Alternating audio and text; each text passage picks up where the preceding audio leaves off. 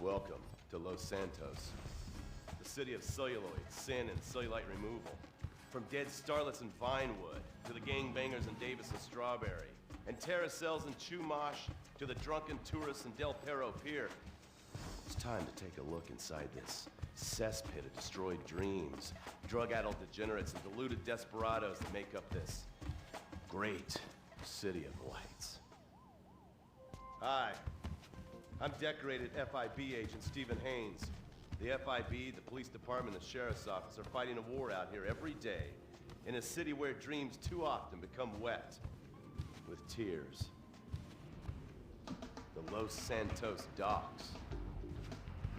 This is where it all begins. The second largest port in the world. The great orifice of American capitalism. Stuff coming in, garbage going out. And hidden in over 2 million containers a day, God only knows where. The cartels pay off some low-level schlub, and suddenly you've got military-grade weapons, badly cut crystal meth, and grade A yayo from Mexico flooding our streets. And once it hits the hood, it's anarchy. The side of murder, hold the fries. Or maybe the Chinese are slipping some of our high-security weapons systems in with the recycling, and we're giving up our national security for nothing? Who knows? Who cares? As long as the financial party continues, we'll just keep picking up the pieces. A word to the wise, kids. Never use PCP. It makes you want to punch cops and run around naked, and not necessarily always in that order. Most of the time, this illicit cargo makes it straight to the gangs. But sometimes an ordinary Joe lets go and loses his shit after a pipe or two of pleasure dust.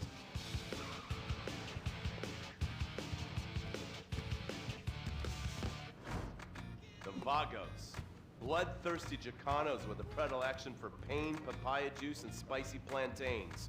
They're one of the largest Mexican street gangs in the city, with rumored connections to several major mafias. While half the battle out here is fought with guns, the other half is with informants. Sometimes you need to become the bad guys to bust the bad guys. All right, guys, let's go. When the ballas and the families aren't shooting each other, they're selling the dope that the junkies are shooting into their veins. The families love sports almost as much as they love banging.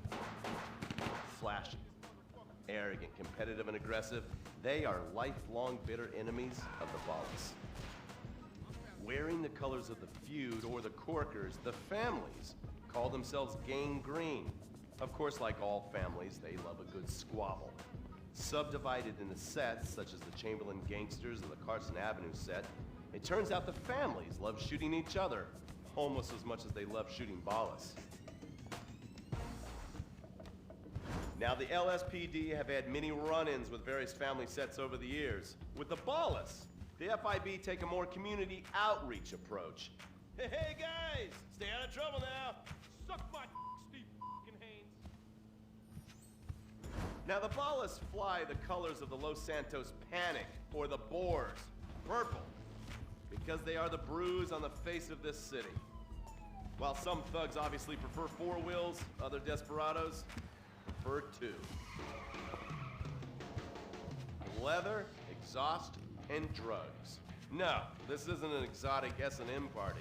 These are one of the nation's toughest outlaw motorcycle gangs, the Lost. Rumors are they get a new tattoo for every person they stab. And it's definitely okay for your motorcycle mama to show her breast to your friends. The FIB has been tracking the Lost for years. We've jumped from coast to coast and have spent more time in the Midwest than a tornado spotter. When they're not running meth, they're smoking it.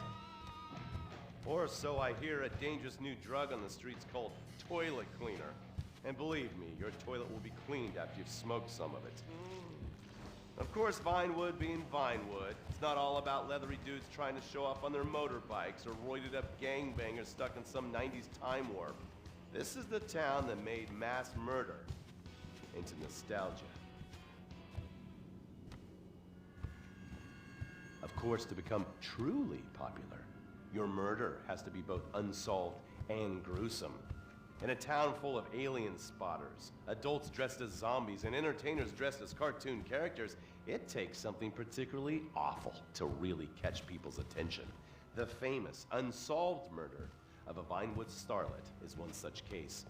For years, horny nerds have wondered what happened to Leonora Johnson, and if they would have plucked up the courage to speak to her or kill her themselves. It's inspired filmmakers, writers, and copycat killers. Conspiracy theorists have blamed various celebrities, the mayor, the Soviets, short skirts, women's liberation, and hidden aliens embedded amongst us for the murder. But not all crime is premeditated. Maybe drinking's your thing.